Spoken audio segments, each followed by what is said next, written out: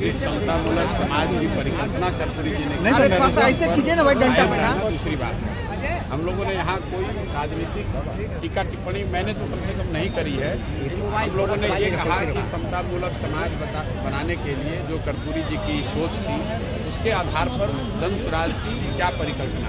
हमने वो 5 स्तंभ बताए कि नौकरियों में आरक्षण के साथ साथ राजनीतिक भागीदारी, जनसंख्या के हिसाब से राजनीतिक भागीदारी, और कहीं न कहीं शिक्षा, जमीन और पूंजी में जब तक समानता, पूंजी के बंटवारे में समानता नहीं होगी, तब तक समतामूलक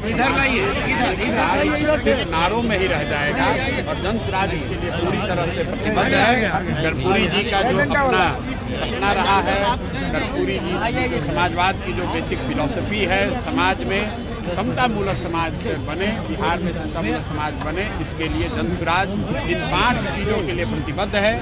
आरक्षण के साथ साथ जनसंख्या के हिसाब से राजनीतिक भागीदारी और शिक्षा, जमीन और पूंजी के बंटवारे में समाज के सभी वर्गों में समानता हो।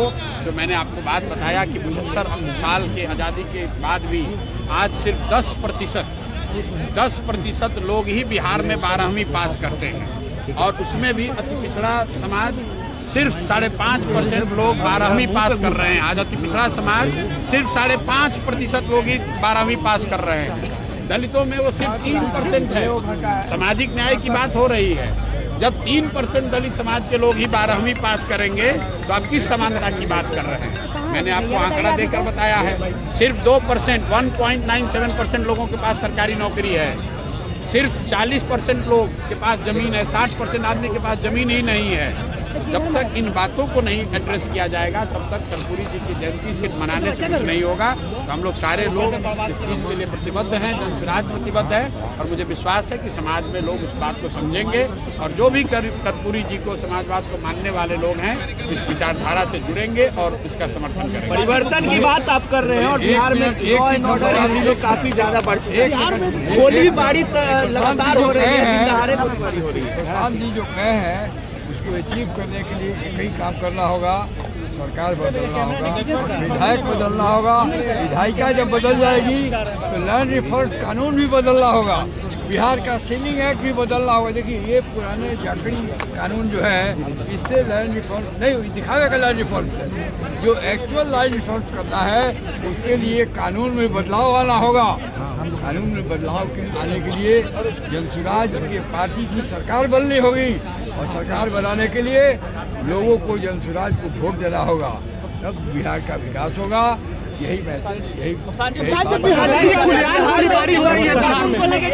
कम समय तक रुके और कुछ भी नहीं बोला। भाई देखिए, नीतीश कुमार जी पर आप लोग ज़्यादा प्रेशर मत बनाइए। हम लोग पहले से कह रहे हैं कि मानसिक शारीरिक तौर पर नीतीश कुमार थक गए हैं। अब 8-10 महीना रह गया है, उनको एक अन्य मार्ग का लुत्फ उठाने दीजिए। मानसिक तौर पर मैंने पहले भी कहा है, नीतीश कुमार की स्थिति नहीं है कि वो बिहार जैसे राज्य के मुखिया बने रहे। मैं आपको कैमरे पर एक और बात बता देता हूँ। हम लोगों ने कहा मेडिकल जांच के लिए, छोड़िए मेडिकल जांच की बात, नीतीश कुमार कैमरे पर आकर बिना कागज देखे अपने मंत्री परिषद के सदस्यों का नाम और विभाग बता दें, मैं अपना पूरा आंदोलन वापस लेकर नीतीश कुमार के समर्थन में फिर से खड़ा हो जाऊंगा। नीतीश कुमार अपने मंत्री परिषद के लोगों का नाम और विभाग नहीं बता सकते हैं, उससे आप क्या अपेक्षा करते हैं। इसलिए अब नीतीश कुमार को जाने दीजिए, 10 महीना उनका समय है, मुख्यमंत्री किसी तरह बने रहें, आगे उनसे कोई अपेक्षा नहीं है। लॉ एंड ऑर्डर को लेकर क्या कहिएगा, जिस तरीके से गोलियां चल रही है। अनंत सिंह, मेरे भाई अनंत सिंह और उनका संबंध आज के सत्तासीन लोगों से क्या है, वो आपको हमसे बेहतर पता है। मैं किसी व्यक्ति पर कोई टिप्पणी नहीं करना चाहता हूँ।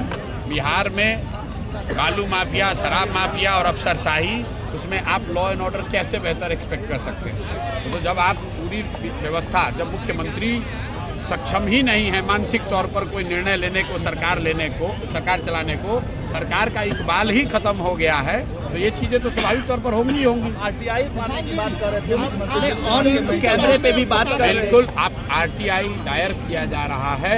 सरकार से ये पूछा जाएगा पूछा जाएगा कि जनता के पैसे पर, सरकारी खर्चे पर पिछले 3 साल में नीतीश कुमार कहाँ कहाँ मेडिकल इलाज के लिए, टेस्ट के लिए गए हैं, वो जनता को जानने का हक है। वो आरटीआई में हम लोग सूचना के अधिकार के अंतर्गत वो जानकारी सरकार से मांग रहे हैं। किसान जी, आपने जयंती के बहाने रैली कर दी, चुनावी अभियान की शुरुआत है क्या? नहीं, चुनाव के अभियान की शुरुआत तो मैंने आपको प्रेस वार्ता में पहले कहा है कि गांधी मैदान से आगाज हुआ है और वहीं पर ख़त्म किया जाएगा। तो चुनाव के आगाज की शुरुआत गांधी मैदान से होगी, उसका डेट का बाकायदा आपको ऐलान भी करेंगे।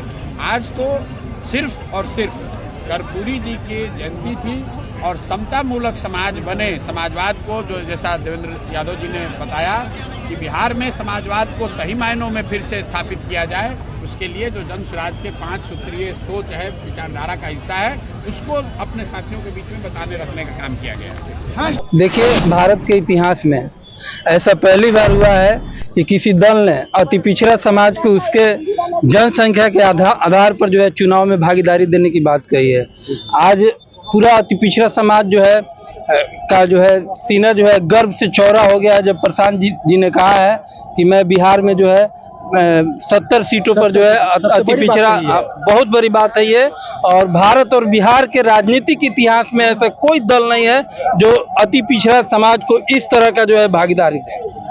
2025 में किस तरह की तैयारी रहेगी आप लोगों की? जी, बहुत माने शानदार और जबरदस्त तैयारी रहेगी। आप देख रहे थे जी, मिलर स्कूल का मैदान खचाखच भरा था।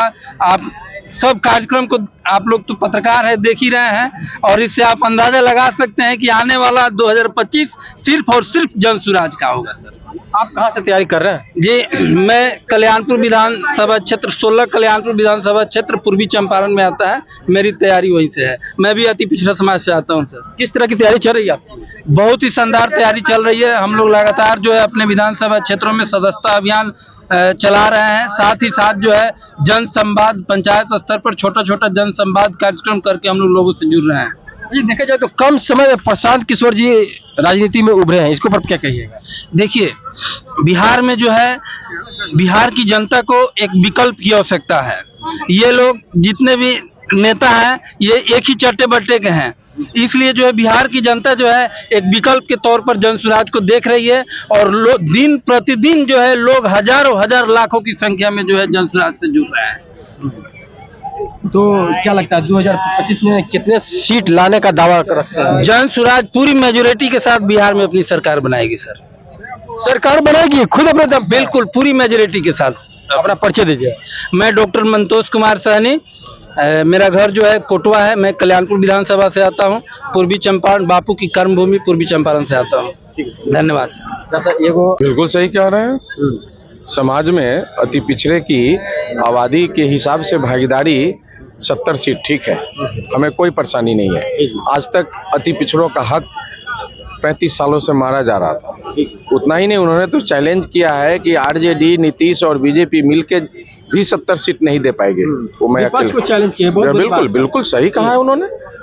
व्यवस्था परिवर्तन करने के लिए वो चले हैं। सत्ता परिवर्तन से मतलब नहीं है, व्यवस्था परिवर्तन तभी होगा ना जब हमारे पिछड़े, दलित, अल्पसंख्यक के लोग प्रतिनिधित्व के रूप में सदन में आएंगे और तब नीतिगत फैसला लेंगे।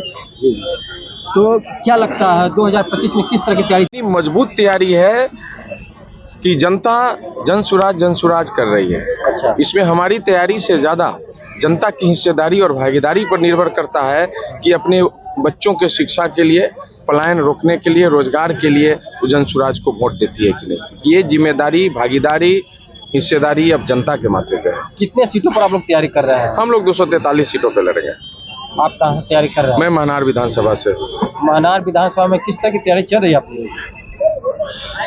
किस तरह की तैयारी मतलब क्या जानना चाह रहे हैं आप? मतलब वहाँ पर किस तरह का अपना मजबूती, जिस तरह देखा जाए तो एक तरफ आपके लिए बहुत बड़ा ये क्या चैलेंज है, एक तरफ एनडीए है तो दूसरी तरफ महागठबंधन है, इसको कैसे सामना कर कीजिएगा? सबका मालिक जनता है। अच्छा। 35 साल से जनता को मूर्ख बनाने वाली सरकार, लालू नीतीश, कभी चाचा कभी भतीजा, कभी चोर चोर मौसेरे भाई की सरकार की उपलब्धि यही है ना, लूट खसोट। आप कहना चाह रहे हैं कि उनका चित भी है और पट भी है, आप यही कहना चाह रहे हैं? नहीं, उनका न चित है न पट है। अच्छा, मतलब जनता को गुमराह करके तो कभी चाचा कभी भतीजा रह रहा है। हाँ, हाँ। जनता जागरूक हो चुकी है, जनता को समझ में आ गया है कि हमारे विकल्प के रूप में आरजेडी और जदयू के विकल्प के रूप में जनसुराज आ गया है, जनता का सुंदर राज आ गया है। यही मौका है जनता को कि अपने बच्चों के सुनहरा भविष्य बनाने के लिए, पलायन रोकने के लिए, रोजगार पाने के लिए जनसुराज को वोट दें। अपना परिचय दीजिए। मेरा नाम विजय कुमार सिंह कुशवाहा हुआ।